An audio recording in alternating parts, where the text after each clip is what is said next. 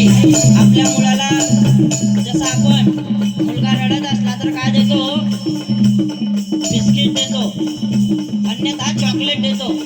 म्हणजे बिस्किट खा, चॉकलेट खा आणि मुलगा हा रडणं थांबतो आणि शांत होतो आणि आई आपलं काम करते. हे त्यावेळेस करत होते बरं. पण आता काय करता आपण,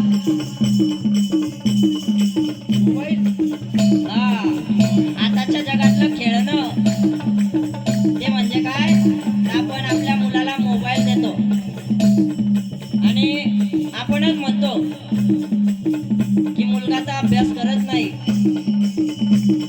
मग काय केलं पाहिजे, आपणच जर त्या मुलाला मोबाईल दिला नाही तर तो कशाला मोबाईलच्या आहारी जाईल हो. म्हणजे खरं चूक कोणाची आहे, आपली आहे, आई वडिलांची चूक आहे. आपण जर त्याला सवय तशी लावली म्हणून तो मोबाईल मागतो. आपण त्याला सवय लावा यासाठी त्यावेळेची आई काय देत होती ते आपण ऐकू.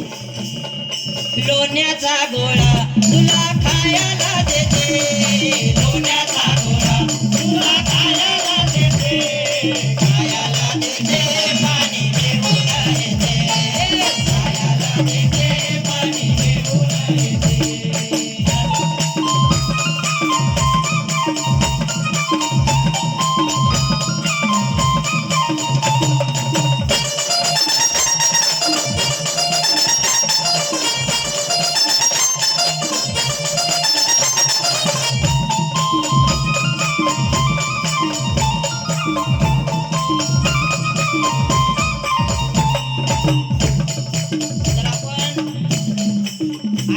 चांगलं सदृढ खाल्लं दिलं म्हणजे लोण्याचा गोळा दिला तर नक्कीच मुलं हे सदृढ होतील.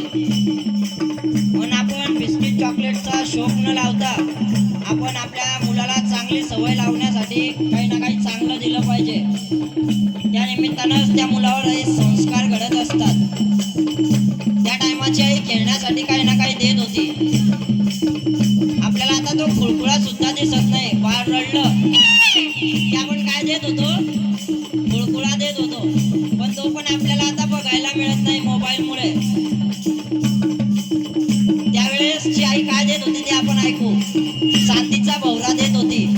आता आपण देऊ का चांदीचा भवरा, का नाही देऊ शकत. स्वस्त आहे चांदी तर